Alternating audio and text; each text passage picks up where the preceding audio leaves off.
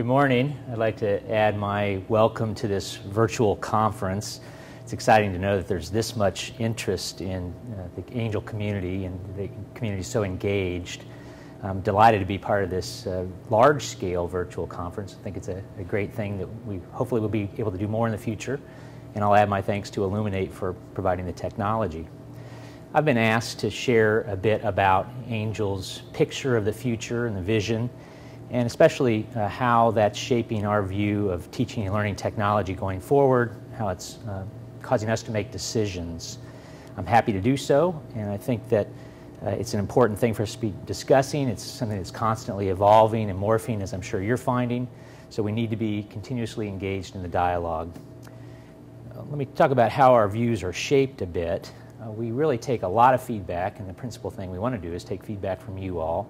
We're listening to what you're telling our service and support groups. We have been sending people around on all tours or Angel Learning listening tours, some of which you may have participated in, that provided excellent feedback. And then very recently we were at EDUCAUSE and some other conferences where we had focus groups and just informal discussions that have really helped shape our thinking on these topics.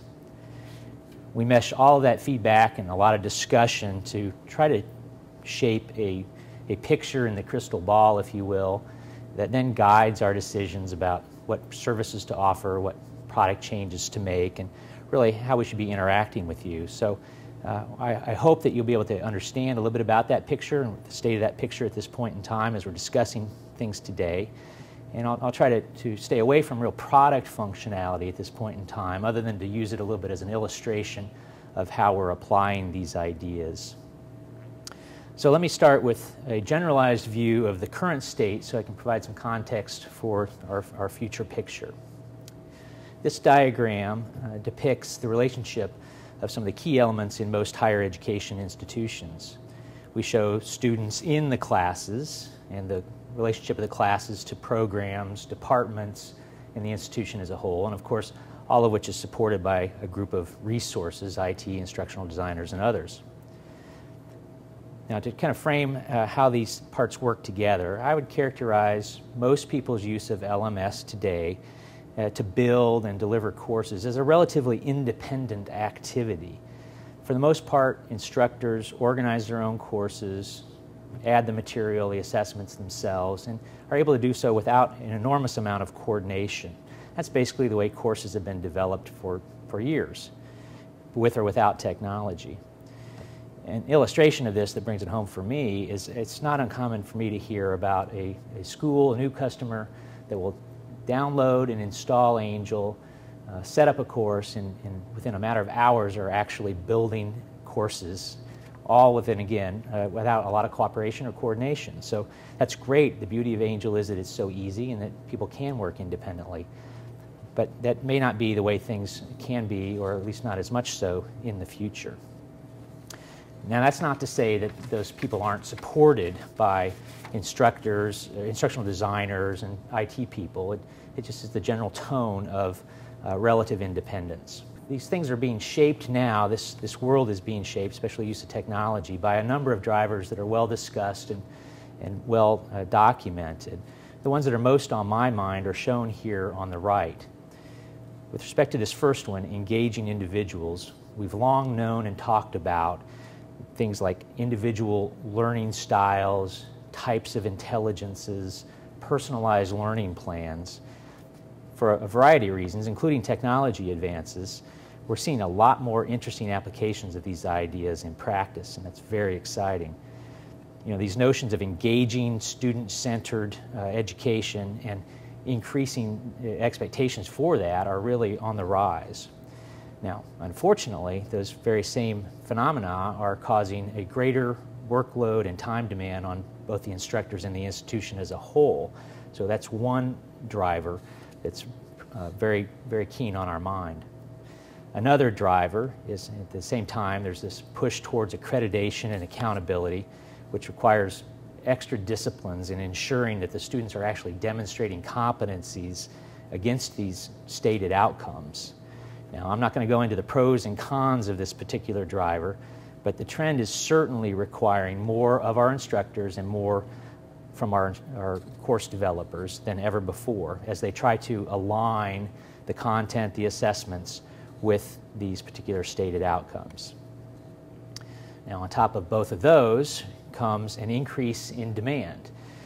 Don't have to tell you that enrollments are rising, in part because of gas prices and the economy and people generally trying to sharpen their competitive skills. There's also in the student population an increasing expectation for what role technology should play and a comfort with that. So that's also putting more pressure on instructors, instructional designers in the institution. And that would all be lovely if there was a commensurate amount of money coming into the system to support all these additional demands, but that's not the case at all. In fact, budgets are tightening. They have been tightening, and they're now, with the economy in this situation that it is, it's even tighter. So this is an overly simplified, admittedly, description of the dynamics of education in the technology world, but I do think it's a useful framework. So a question is, what does all this mean in terms of how things will be in the future and how angel learning and technology in general can support it? This version of the slide that you see here shows the primary changes that we're focusing on in the use of teaching and learning technologies. Now, many institutions are already well down this path. I don't mean to imply that they're not, but it appears to me that we're in a stage of more rapid acceleration and a more concentration of these types of considerations. So what are the key differences in this version? For one, the student-centered idea is more prominent. You see them elevated, and part of this is that they're able to progress through courses as individual, more personal experiences and at their own pace. Another difference in this version of the slide is, and where I'm going to spend most of the remainder of my time, is that because of these drivers that we see, there are various parts of our organizations that are going to need to work more interdependently as opposed to independently. So this interdependent idea is very prominent. I'm thinking here that we're going to need more true collaboration rather than just cooperation. We're going to need to act with more consideration for what work has come before us and what work will follow us. In other words, our education institutions are going to have to work more like an integrated ecosystem than as entirely independent groups that are working in a somewhat coordinated manner. When I'm talking about interdependence here, I'm talking about a whole spectrum of activities. Some of these relate to simple things like communicating changes in advance so that instructors and students have time to prepare and react.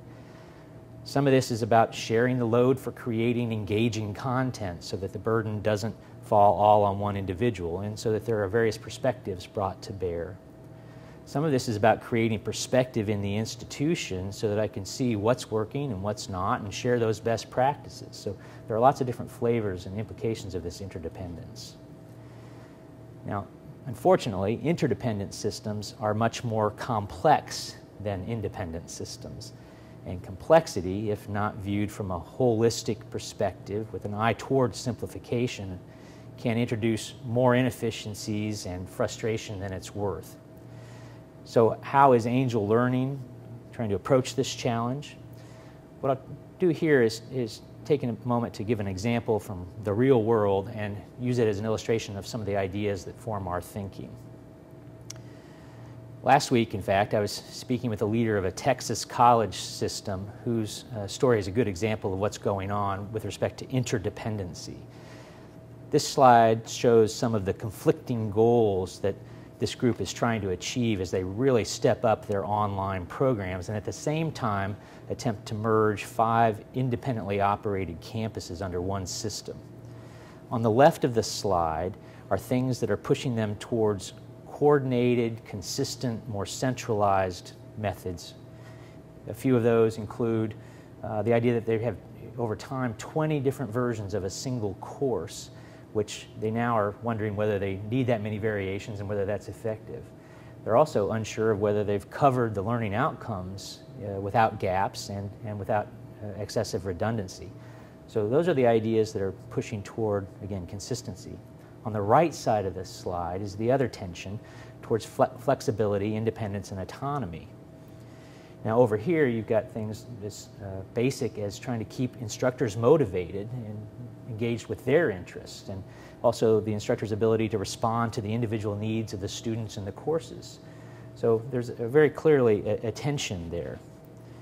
Now the solution that these folks have envisioned is to create a single master course for each class that's effective for the specified learning objectives, both at a course level and at individual unit levels. The master course will be created, using a number of subject matter experts collaborating on the process so that they get varied perspectives. It will also be produced using a universal design concept that's intended to give the student a common experience no matter what course they're in, both look and feel as well as organization. However, knowing that these individual instructors will have class-specific needs and that the one-size-fits-all strategy won't always be effective, the other part of the mix is that instructors can contribute learning units to the common learning object repository that align to the very same objectives that were specified. If it does accomplish that goal, then they're going to be able to replace the master course unit with their own, doing two things. One is it expands the library with resources that are available, and it also allows that instructor the independence and autonomy to do their own thing in the course. Now that's a lot of moving parts that have to work together, and it's a very ambitious vision. So what is Angel doing to try to help this, and how is it affecting our focus on the future? I admit that we don't have brilliant solutions for every one of these challenges at this point in time, but we do have things that are helping right here and now. We've got things in the pipeline, and we do have things envisioned that can help going forward. Here are just on this slide a few of the market need themes, if you will, that we believe this story highlights. One specific case here at the top, this need to streamline the searching of a learning object repository by standards and objectives, is something that will be in the system as early as 7.4, as will improvements in rubrics. So applying it to the Texas story, the ability to search a lore, find a content that relates to a standard more gracefully is a big part of 7.4. Other things will evolve over time. In fact, we'll take multiple versions to make significant improvements on, but all of these things are affecting our vision and our priority decision making. So we don't have time to go into a lot of these other topics that emerge from the drivers I've discussed, but all of them are important as part of this interdependent enterprise view that is influencing us right now. I hope that this conceptual description that I provided and the one illustration I was able to offer is helpful. I also hope that the vision resonates with you and it feels like the same direction in which you're going. But either way, I'd love to hear from you and have you engage in the dialogue. These things really do influence our decision making, and the single most important thing is that it aligns with the basic view of our customer community. Even if you don't agree with one another 100%, we need to understand what the different views are. So I'll readily admit again that this future is more than just a little challenging. As you have this complexity, this interdependency, and all that emerges from that, this is a hard problem. But I'm excited by it. I'm optimistic. And I frankly believe that Angel Learning is in a better position to help you through this than anybody else, quite simply. Why? Well, for one, I believe that we currently have in place and in our pipeline technology that is better than anything else out there. We've got people today using agents to create very engaging, very personalized, very individual learning experiences for their students. We've also got people publishing content to learning object repositories, and we've got people reusing content in learning object repositories. We've got more than one school who are really thinking about articulating their standards and objectives and aligning content to these things. Those are all going on right now today. In this regard, our challenge is to make these things easier, faster, cheaper, so that more people can do them elegantly, and there's not as much investment required to get the work product. Another reason I'm excited, and I believe we're well positioned, is that with these complex problems, the only way to succeed is to really collaborate with you.